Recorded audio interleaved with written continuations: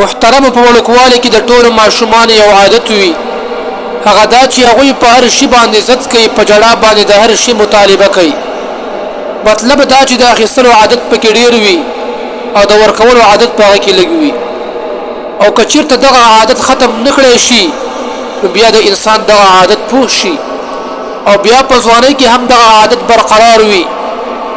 تاسو به کتلي وي محترمو چې کله په کور کې د ټولو په منځ کې یو شی تقسیمیږي نو بعضې کسان په هغې باندې راضي نه وي، بلکې هغوی روله جوړه کړي او هغوی وایي چې ما ته کم میلاو شو، پلانکي ته ډېر میلاو شو، ما ته خراب میلاو شو، فلانکي ته ډېر ښه میلاو شو.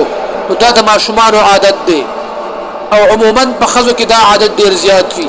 حالانکه الله تعالی فرمایي والمتصدقین والمتصدقات، صدقه کوونکي سړي او صدقه کوونکي ښځې، یعنی قرآن کریم ستا صفت په سخاوت سره وکړو نو بیا دومره بخیلي ولې کې؟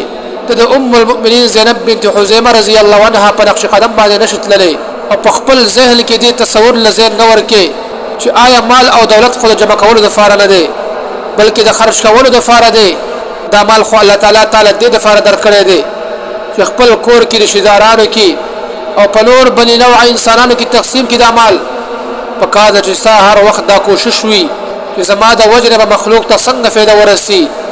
خپل جذبات پاکیزه که، خپل طمع نظر ډېر اوچت ساته، د انسانانو سره همدردي لره، خلق د جهالت نه وباسه، خلق رڼا طرف ته وبله، دې سره به تا د دنیا کې راحت او آخرت کې جنت میلاو شي.